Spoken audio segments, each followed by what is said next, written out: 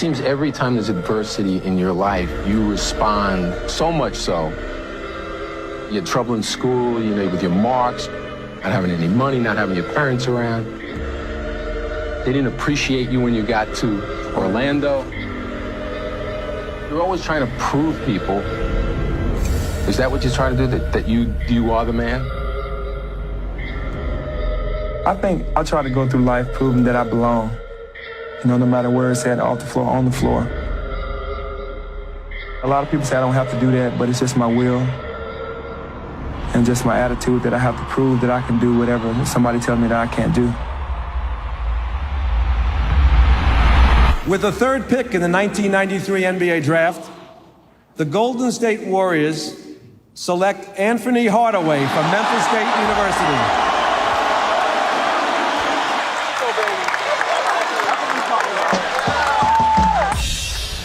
A wonderful moment for Anfernee Hardaway. I'm not sure. I don't know if the league really knew what they were getting when they got Penny. 100 pounds from Memphis State. He was something new.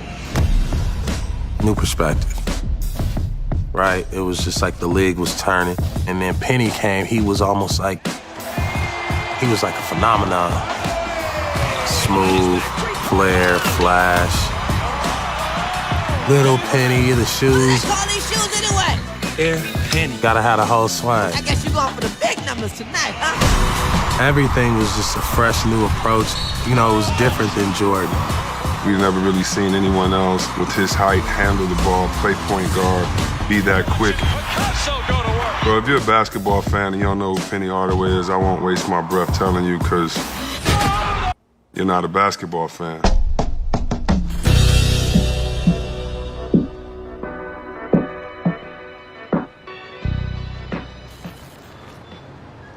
Binghamton is definitely not the suburbs. It's kind of a lower class neighborhood where there's a lot of hard-working people grinding every day to make ends meet. They made me who I am. The city of Memphis made me who I am. When you grow up in a neighborhood, anyone will tell you have so many different challenges. It's grit grind here. You earn everything you have, and it's not a glamorous city.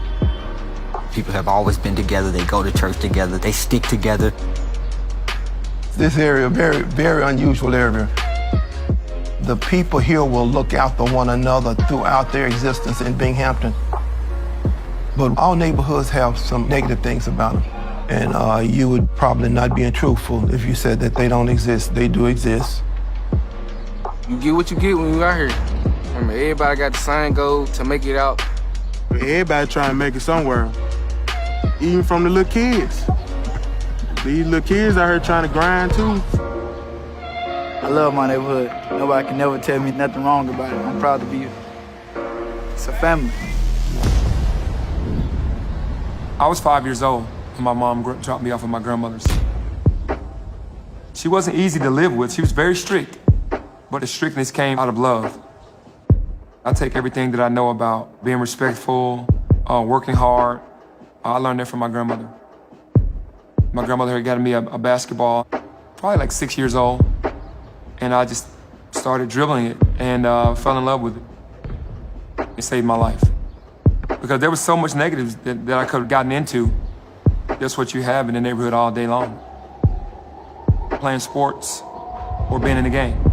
That was it. I felt like I had to lock in because if I slipped a little bit, it could have meant that I could have gotten killed, I could have gone to jail.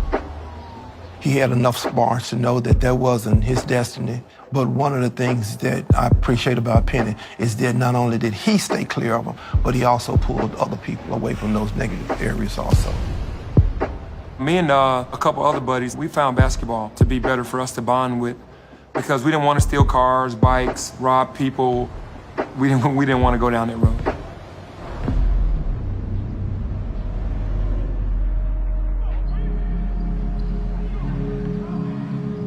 It's my personal opinion that if you give kids opportunities, if you provide them with encouragement, opportunities to be mentored, quality schools and good teachers, And I've seen it happen countless times that they rise to the occasion every time. It's unstoppable.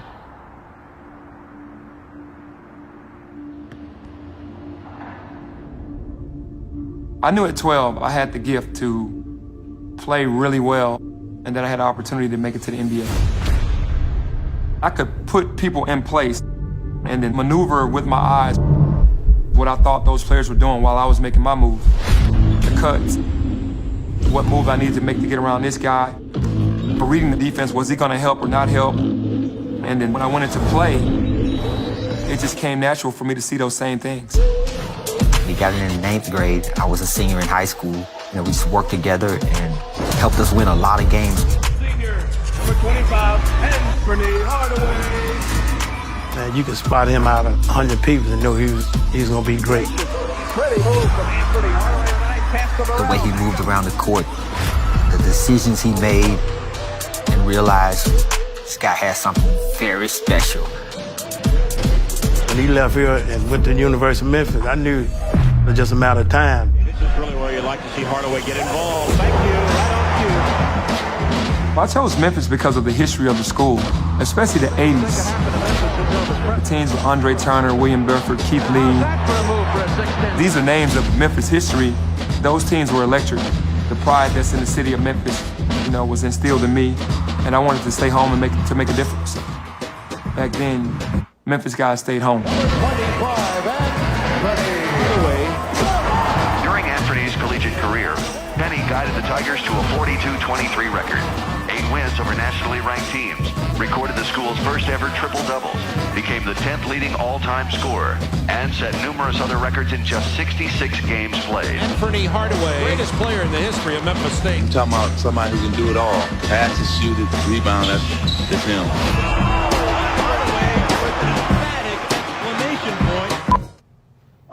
Talk about the decision to come out early, to forego the senior year. A tough decision for you? Pretty much, because I really didn't want to leave Memphis State. Memphis State has been very good to me, the fans, the crowds, and also my family is there.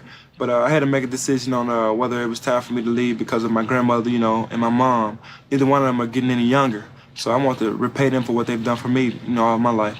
I think I want to excel in all areas, the passing, the rebounding, the shooting percentage, the free throws, the defense. I think I'm going to work hard at all of them. Even if people tell me I'm doing good, I still want to work harder to be the best. That's the one thing that I like about Michael Jordan, Charles Barkley, Patrick Ewing, Magic. All those guys have the will to win, and you have to work hard to do it. They just didn't stop by letting people say, hey, you're good. You want to be better than good. You want to be the best. That's what I'm trying to do. Going from the neighborhood to the university, and now you're saying, okay, I'm leaving all of this to be in the NBA. What more could I have asked for? The movie Blue Chips was really what took me over the hump because I got a chance to play basketball with Shaquille O'Neal every day. Shaquille O'Neal was megastar, was the #1 pick in the draft the year before, tearing down backboards in the NBA, all-star in his first year. He was like the league at the time. There's nothing good on TV. The beauty of the movie set was the director allowed us to play real basketball, and all I did was just pass him the ball every single time. I didn't even try to shoot. To let him know, hey man, this is what I'm gonna do for you if I make it to the NBA and I play for your team. I had no idea who he was until the summer before he got drafted. So we get over to the gym. I'm trying to really focus on playing and stay in shape. And this guy was just making the most beautifulest passes ever. And finally, after the third day, I said, who is this guy? And they said, that's Penny Hardaway. He went to Memphis. He's projected to go number 3. And then a couple weeks later, I found out Orlando gets the ball. The first pick in the 1993 NBA draft goes to the Orlando Magic. This is in the category of go figure. 1 ball out of 66, and they get the #1 pick. Called general manager of Orlando Magic, John Gabriel. I said, listen, there's a guy. His name is Penny Hardaway. I'm thinking young Magic Johnson, young Kareem Abdul-Jabbar. You got to get this guy, Penny Hardaway. And he gave me I don't know, boom, boom, boom. And then finally I said, hey, you don't get me what I want. When my deal is up, I'm going to be looking to do other stuff. Draft day, I'm hearing the rumblings of there's going to be a trade, maybe.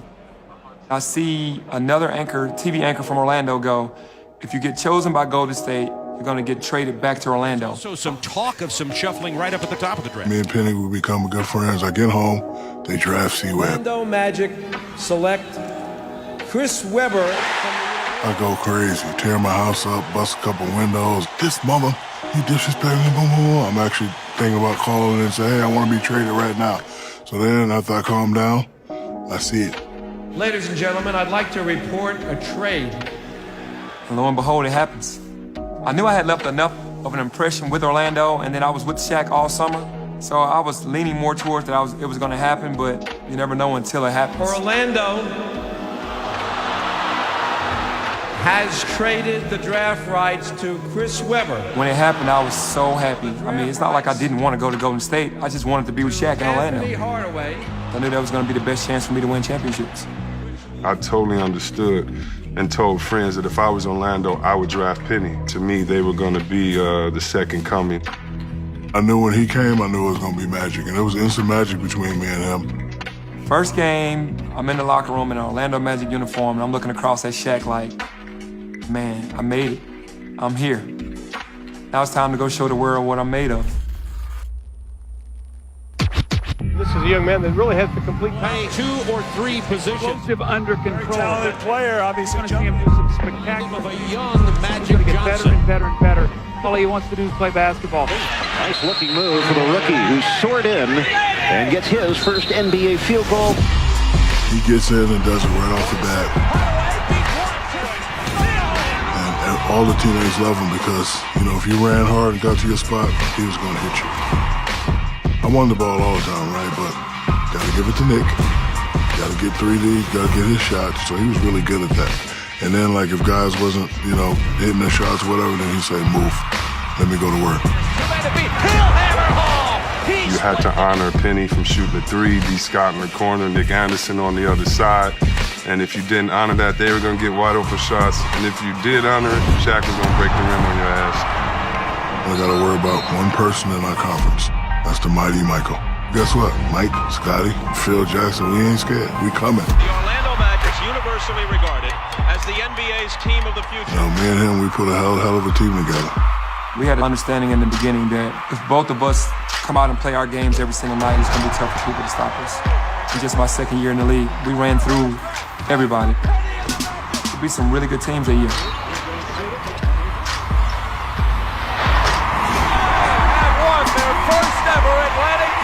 And will have the home court advantage throughout the Eastern Conference. Boston Celtics, we felt like that was a series we should have won. To win in that building 2 times in a row, that's history. Second round, we got the mighty Chicago Bulls. Go on to the next series and beat the Bulls. That's humongous. We were the last team, if not the only team, to beat Michael Jordan in the playoff. You know what? Cherry on the Sunday. Now we can't have a letdown playing the Pacers because we just beat the Bulls. So we had a 7-game series against the Pacers. Made it tougher on ourselves than we should have, and ended up winning and blowing them out in Game 7. Get all the way to the finals. To go through those 3 rounds the way that we did to get into the finals, we had so much confidence. After you beat Mike and Scotty, you think you won a championship already.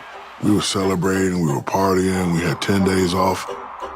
We knew we either had to play Houston or somebody, but we used to kill the West. So, like Houston, I think we beat them that year. So, don't matter who you come, we're going to beat them. We was just so happy.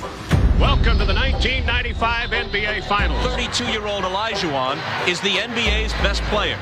His team, it's defending champion. Yo, they don't think they respect us either, yo. Let's show what's up. Let's show them what's up.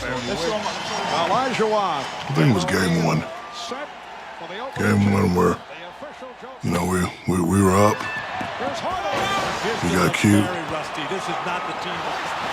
We had them down early and didn't go ahead and seal the deal and let them hang around too long.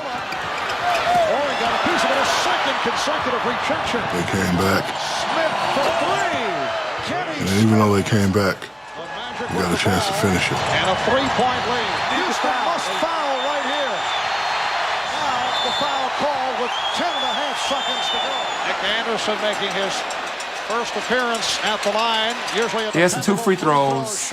I'm knowing that he's going to make one. This season, particularly in fourth quarters. Today, though, Orlando 12 of 15 at the line. And Anderson missing out. He missed both, but got his own rebound and got fouled again. Draws the foul. 7 7/10 remaining. Gets the rebound. All right, that's cool. Need one of these, though. Anderson will shoot 2 more. Now he misses the third. I put my head down. Like, come on, Nick. You know, you can make one. Penny Hardaway can't even look because he knows Nick is struggling. Misses 4 straight. If he had just made one of those, it would have given the Magic a hammerlock on this game. And from that point on, it went downhill. He's tied the game at 1. They came back and beat us in overtime. 6/10 seconds. Not blaming on him, it's all our fault, but I just think if he could have hit one of those shots, we'd have won and we'd have been like, okay. It was just the momentum of the whole entire series that just went their way. We knew that we were supposed to win those games. We win game 1, the series is over in our minds. Lose game 1, momentum left, and the series was over for us. They swept the entire series. In a weird way, it was the beginning of the end. They warned us before coming to the finals about, you can't do it right off, and, we really didn't believe it, and, the Houston Rockets proved us wrong.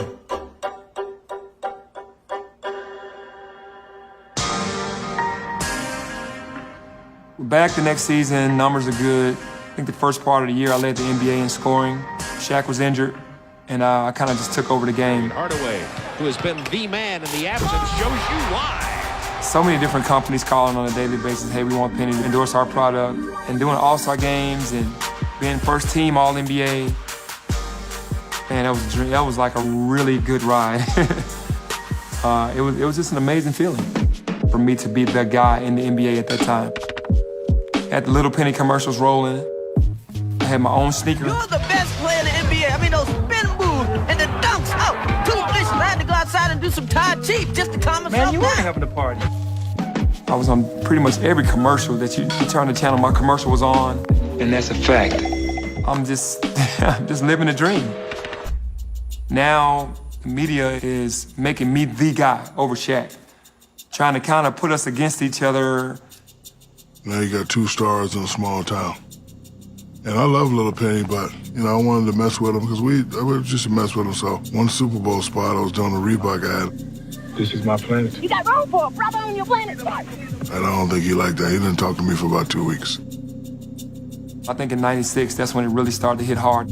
Some disharmony, possibly. Shaquille O'Neal, Penny Hardaway. There is some jealousy and some competition over endorsement. What is your gut telling you about Shaquille O'Neal and whether to stay in Orlando or go to the West? Orlando has come out and said, we are only going to offer X amount of dollars. Can someone else, mainly out on the West Coast, can they answer and pay the young man more? Who knows? I mean, it's a tough call. I think our only problem around contract time was miscommunication. We were close, never had an argument, never had a fight. It's just that when I was renegotiating, I felt that, he didn't stick up for me the way I stuck up for him. So when it was time for me to get my new money, nobody was around. So I was like, okay, it's time for me to do something different. At the Olympics in Atlanta, one of the media guys asked me, how does it feel not to have Shaq as a teammate anymore? And I thought he asked the question wrong. And I was like, well, if that happens, that would be devastating. Place in Atlanta. But he had already signed with the Lakers. Expected to announce that he has signed a 7-year, $120 million contract to join the LA Lakers. When you're young and you got a whole bunch of stuff going on, you got a whole bunch of money coming in, when you have that power, it's 2 things you can do. You can listen to people or you could make your own decisions. And so at that time, I was doing what I wanted to do and I was doing it my way and I wasn't listening to anybody. If you have any questions, I'm here. That summer, man, I was like, wow, it's over in Orlando. You lose a guy of that magnitude, too hard to come back from that. It was a challenge that I accepted. It wasn't like I was saying, hey, man, I'm going to quit. I went out there and gave it my all. Are you set up for the future, though? I think we are. Hopefully we won't have any injuries. I pray to God we won't, but you never know. What has transpired, Jack, as we take a look. Penny Hardaway hobbles over toward that Magic bench. He may have banged his knee. Well, you're going to see Penny Hardaway maybe get a knee to the back of the thigh right there. I went up for a rebound, and he slammed right into the back of my knee. It's the worst pain. He hit me perfectly right as I was about to extend the jump. It's like he hit a bone in the back of my knee, and I never felt the same. I went into the summer with that injury. I said, you know what, I got to get my knee checked out. And I had a torn meniscus. And that's when everything started to go downhill. Unfortunately, in this game, you know, our greatest kryptonite is injuries. Right now, it's day to day. Hurt my calf. I think when I left and he had to do a little bit more and put a lot of strain on his body. You know, he had to go on the post more, he had to bang more. It's the playoffs. The wrist will be taped today, but after the season is over... There's always a sense of, just fear. Fear of not knowing how much of the capacity you could get back. In Orlando, it got to a point where they just were fed up. They were like, you're faking injuries or you're staying injured too much. We're not going to give you the max contract. And I felt like I had earned that. I'll never forget Doc Rivers coming in and telling me, we're going to have to go around and sell people on liking me again. I didn't like that at all. And Phoenix was calling and saying, okay, we'll give you the max contract. And I chose Phoenix over Orlando. Go to Phoenix, have a great first year there, and I tear my meniscus again. But I just kept getting cortisone shots in my knee, and I played every game. Even if you could get a cortisone shot and play a game, after the game you can barely walk. It used to take me 15 minutes to get out of my car, just straighten my left leg out. Mentally I was gone because I was like, I can't overcome these knee injuries. Him averaging 10, maybe where that's good enough for a lot of other guys. Penny Hardaway doesn't average 10 points, and so he had rearranged his game to deal with his knee injuries, and he had been so spectacular before, maybe people couldn't accept the new Penny. I wasn't explosive. I couldn't run the same. My gait changed. Wasn't making all-star games anymore. I say for me it was disappointing, because I wasn't getting the respect that I once had gotten. Hardaway on the bench. I went from being first team All-NBA to probably third team, and then after that, just off the map. I get traded from the Suns to the Knicks, try to salvage some type of career. Penny comes right across, that ankle just rolls over. Then went to the Miami Heat, like a year later, made that team, made the starting lineup. After that, I went back, tried out for a couple other teams. Nobody really took me seriously after that, though. It was like my name had already gone down, and I don't think anybody wanted to deal with it anymore. Like he was gonna set all type of records there, and poof, he was gone.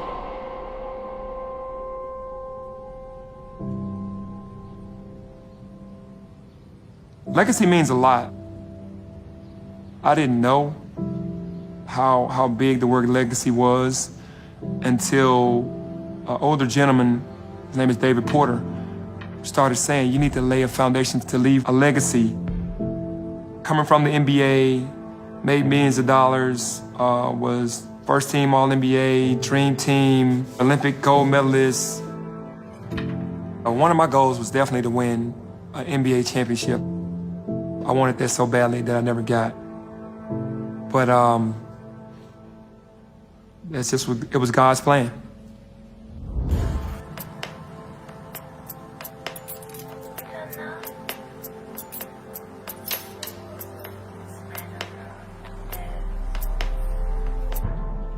I got a phone call saying that Desmond was in the hospital, and he got diagnosed with stage 4 cancer, and they had given him 24 hours to live.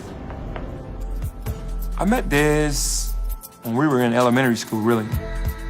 He had this, charismatic attitude. He was always had energy. Little guy with a big heart. That's what he was.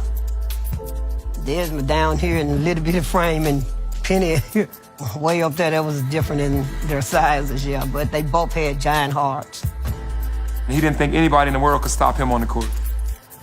We kind of competed against each other at the park, and that's how we kind of started being friends. Get formed on the court.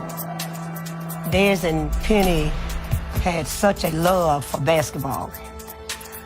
From them being around each other so much and them talking basketball day in, day out, they just got this bond together.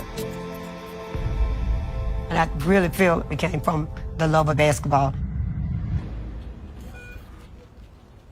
We hadn't connected in like maybe 3 or 4 years.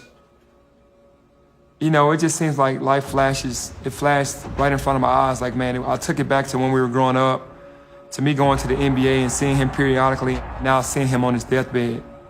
It's hard to describe because you just don't foresee that as a young man. He said God told him to write down my logo on a napkin and say, this is the person who I need right now more than anybody. You know, we prayed. We talked about a lot of stuff, but he was mainly talking about his basketball team. Des has always loved basketball and children. It wasn't about the winning. It was about them working together, playing hard, having fun, and you pick up some skills. I met Coach Des when I was in the 3rd or 4th grade. He was like the superstar of the neighborhood all the time. When you see Coach Des, you like, hey, Coach Des, what's up, Coach Des? That was the neighborhood guy, the guy that everybody always wanted to be around or even play for. I think about him even now. There were times that he needed gas money to take some of the players that stayed not close to the center, but in the surrounding area because he didn't want them walking the streets. Desmond used to ride around in a little Saturn, and he had 15 players, but Desmond was gonna get those children to and from them games. They was Desmond's life. Desmond loved people. That's why it's hard. He has such a huge heart.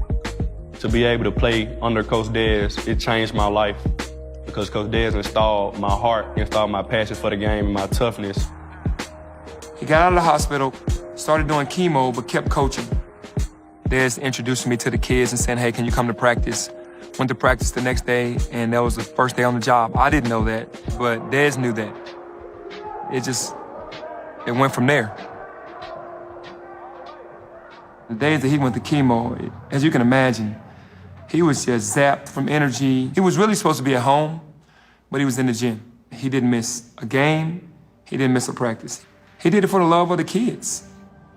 The chemo was just too much for him to sit on the bench and to make every practice. So that's when I started helping him. I was in the 6th grade. Coach Penny came in to try to help Coach Des coach the kids and just be a helping hand to his friend. He ended up coaching us and fell in love with our games and our personalities and us as human beings.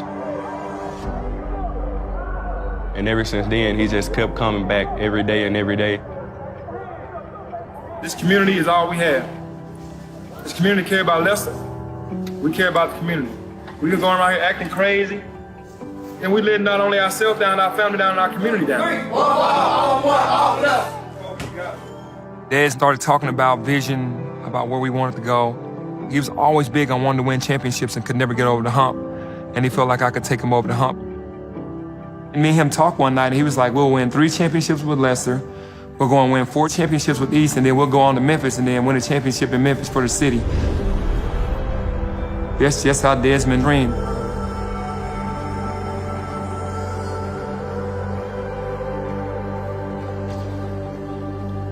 I think that Des is possibly the only one that could have pulled Penny out of the business sector into the coaching sector. And, once Penny found out that Desmond needed him, he had no problem in joining Desmond.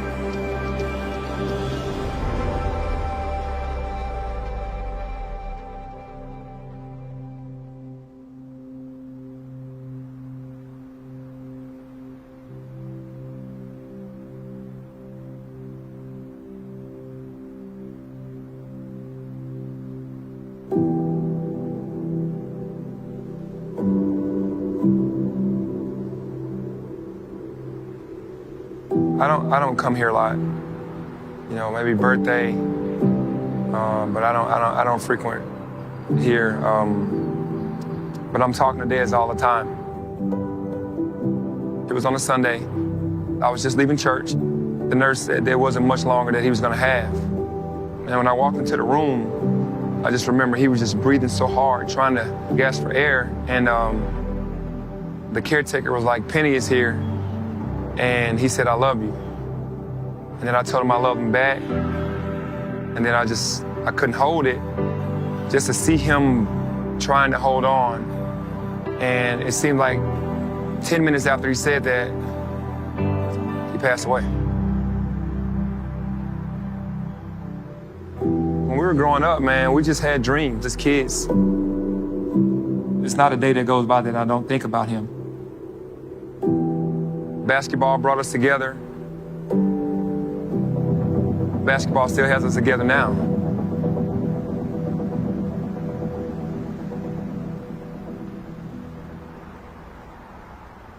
Dez and I invested so much into the community because we saw these little boys as being us. We walked through the neighborhood, we walked the same halls. They were faced with the same adversities that we were faced with, and we were just trying to give them an easier path. We wanted to do that because we felt like that's what was right. Trying to help them become better people, better students, better basketball players. Honestly, it felt great to have a person like him in my corner, and I know that's going to have my back. I came when he was in 6th grade, Alex Lomax. He was the one that gravitated towards us most, and we just kind of grabbed him under our wing. Coach Dez and Coach Penny made me who I am today, and I know for 100% fact, without them, I wouldn't even be as good of a basketball player or person as I am now. Dez still inspires me because I knew what his vision was. It was his legacy that he left behind of loving kids and giving back. It was his heart and passion that brought me back to the neighborhood to start doing this, and I'm just keeping it going. He was there for all the Lester championships, and he cried out to everyone because he was so joyous about wanting that for the neighborhood. After Dez passed, we won 2 championships with East, and we're on pace for a 3rd championship in a row.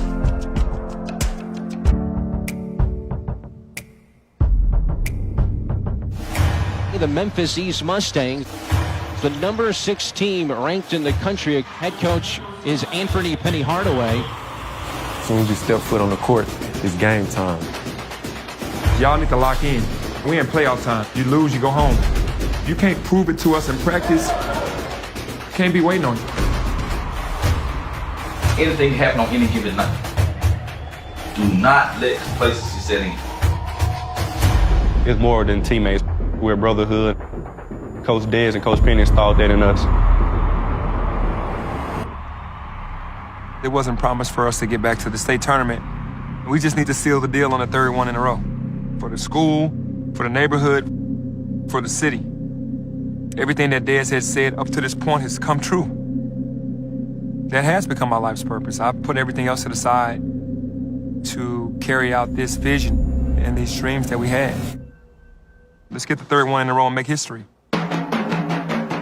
Live from the Murphy Center on the campus of Middle Tennessee State University in Murfreesboro, Tennessee, we welcome you to maybe one of the most highly anticipated state quarterfinal matchups. Aware of the shooters at all times, aware of the players and the cops. You know your man gonna set a screen for somebody to come off on top, so you gotta be aware all games. Nobody fall asleep. Man, let's go kill him. Kill him. Dominate, man. 1, 2, 3, dominate. Behind, nice steal. Here comes Lomax. Down the floor, scoops and scores. They're dancing with each other now, Chris. Putting the pressure on. Rebound, putback, good, counted, and the foul. Stay up, go! Lob underneath. Not rising up. And this Memphis East suffocating defense. They're just nowhere to go. Protect the ball, man. We got timeouts. Come on now. Raining threes at the Murphy Center. And that'll do it. They punch their ticket to the state semifinals. Bearden isn't going to let East have this game without a fight. Ball goes into the lane and battling underneath. Wow! Little showtime. Now a tie-up underneath. No, they can't guard nobody out here. Let's go back to the Magic, and you got to dominate. And now here comes East. He lays it up and in. What a talented group this is. Penny, if you'd had talks with the University of Memphis about becoming the next Tiger head basketball coach? I can't, because I'm with East right now. Smith was officially relieved of his duties as the head basketball coach at Memphis. So are you still the head coach? No. So, but I'll be making a statement. Anfernee, okay? Penny Hardaway does take over. When there's all that noise out there like that, how do you keep these guys focused on the task? I've always stayed focused because I'm here now. I'm with these guys. I'm fully invested. I'm all in with them. They know what I'm about. I want this third gold ball. I'm not focusing on anything else outside of that.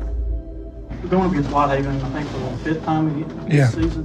What's that going to be like, especially, going for a gold ball? It's going to be a dog fight, man. Playing those guys every time, they take us to the max. We have to play an almost perfect game because they're so good defensively.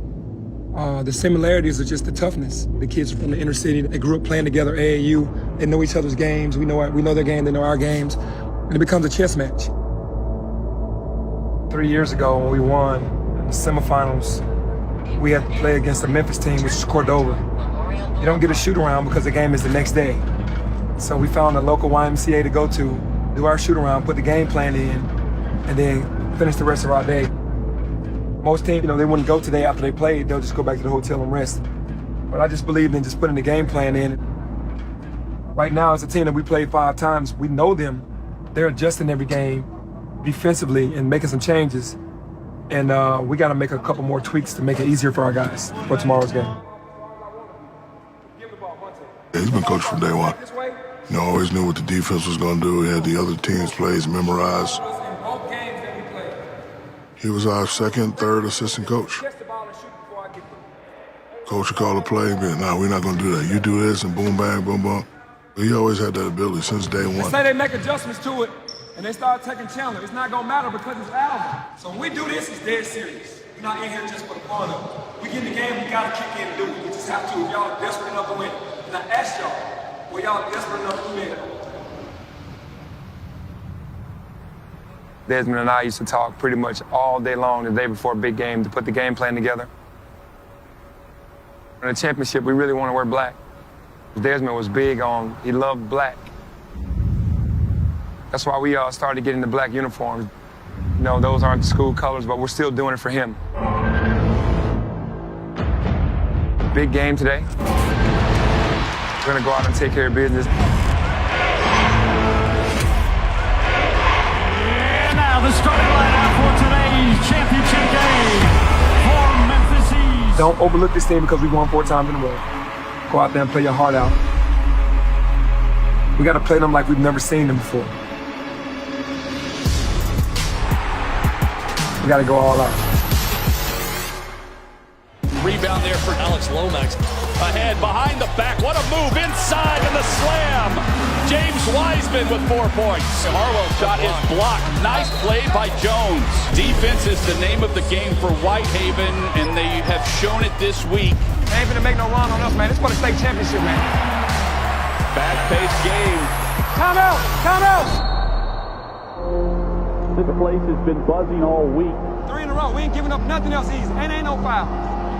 How bad do you want it? All of the accolades, the previous championships, the hype. All smiles on the Memphis East bench as they lead by 17, which is the largest lead of the afternoon. They've got back-to-back-to-back state champions in AAA, the Memphis East Mustangs on top. And the emotions flowing for Anfernee Hardaway. This group has meant so much to him. He has seen these boys grow up into young men. He coached them in Leicester Middle School and has seen it through, where one of his best friends growing up, Desmond Merriweather, who passed away way too early at the age of 41 from colon cancer, predicted this would happen. They wanted to coach together at Leicester Middle School and win state titles there, go on to high school and do it. And that prediction still holds true for Penny's great friend.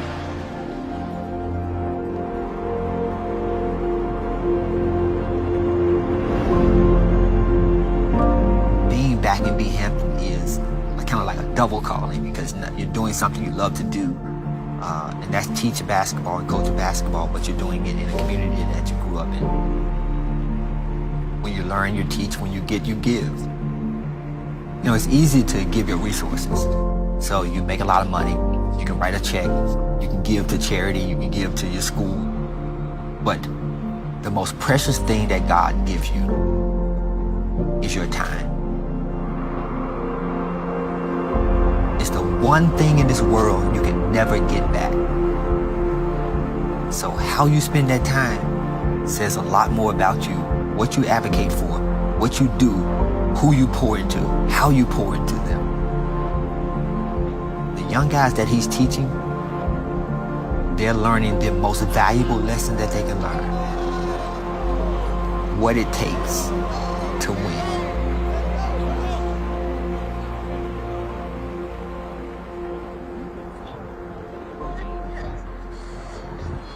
And of course, something that has been polarizing the city of Memphis over the last week, the head coaching situation at the University of Memphis. The top candidate to take his job is Penny Hardaway.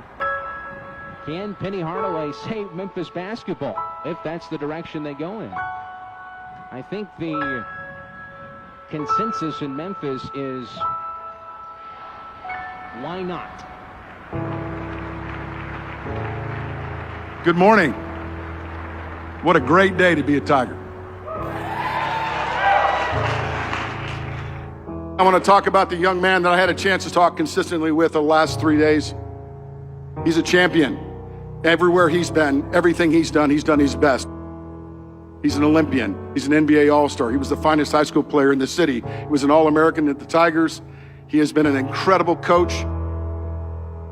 And now his next move and legacy is to be the head coach at the University of Memphis. Please join me in welcoming Coach Penny Hardaway, Coach, Memphis Tigers.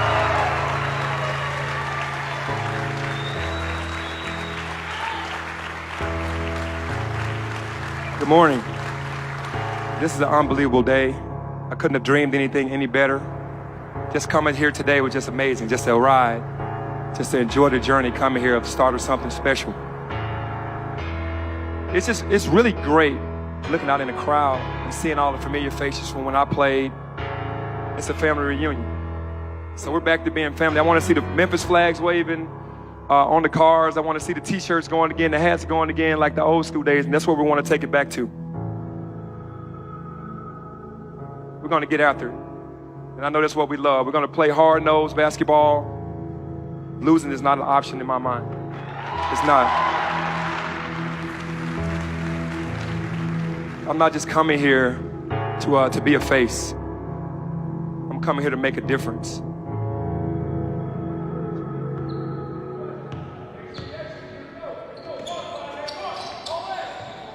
Good, Keith.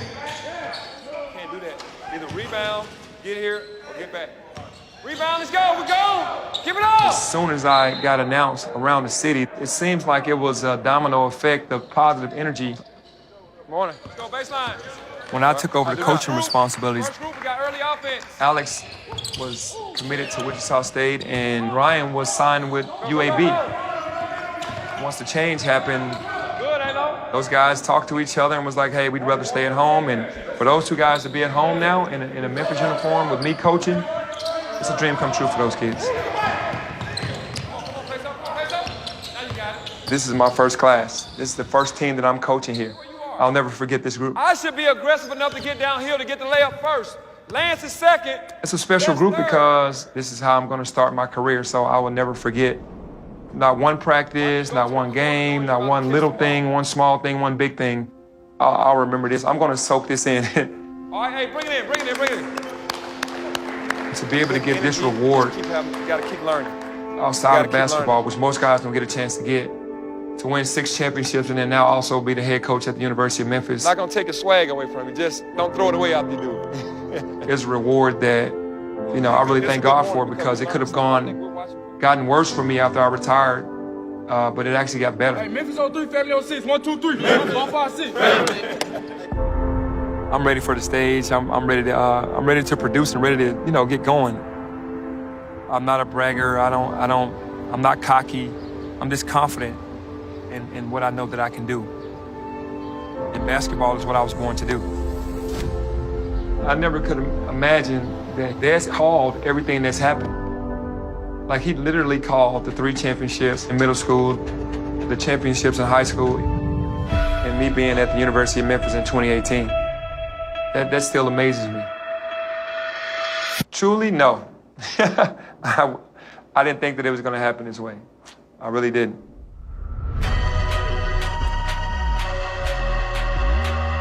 You never know what God has planned for you. I didn't know that this was planned for me, but it's been a beautiful ride. Watching Penny grow up, I'm tremendously proud of all of these iterations of his life. He's Memphis' son. To grow up through a city, then to come back to be the leader, bringing life full circle.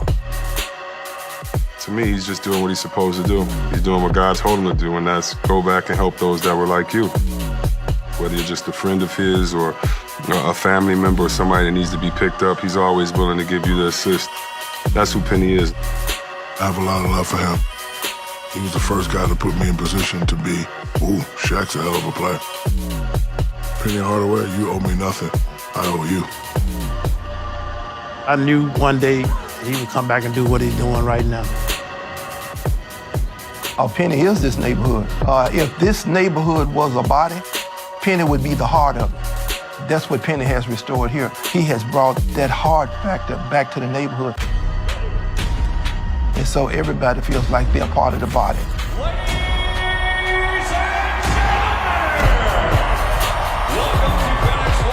Basketball is everything to me and the city. Stakes keep getting higher and higher. But that's what I love about the game of basketball. You always have to prove yourself. Just like you have to always prove yourself in life, so I accept the challenge. We got a couple more things that we have to accomplish. We can't get satisfied. Let's go do it. I ain't asked now for nothing. I took the hard away. 12 put me over, coming with it. They took my heart away. Hard away. I've known Penny since 6th grade. He a legend. Jumping in Hardaway. In the skillet whipping magic. Bad habits. It's just great having somebody like him around. Changed a lot of lives. He changed my life for sure. Everybody look up to him around the city. He want all of us to make it. It didn't work, so I gave it to one of my. I should have jumped out of bed, for real. Get what I did. It's a blessing because he touched so many lives. He's been a father figure that most of us didn't get to have. I took the hard away. He's not doing it for fame. He's really genuine. Nope, I had to borrow play. That took my heart away. But I've been through harder days.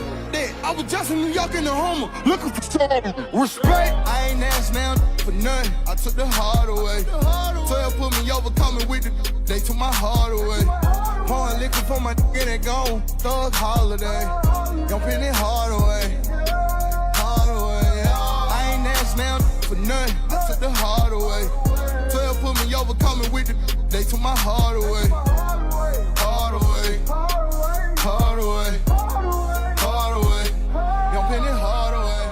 If I had one opportunity to thank Penny, I just thank for everything he has done for us and always been there for us, never leaving our side. I thank Penny was the type of person that made me on the court and off the court. I say thank you for being there through the tough struggles, and thank you for being a father figure in our life. Yeah, definitely. For real? For real. For real.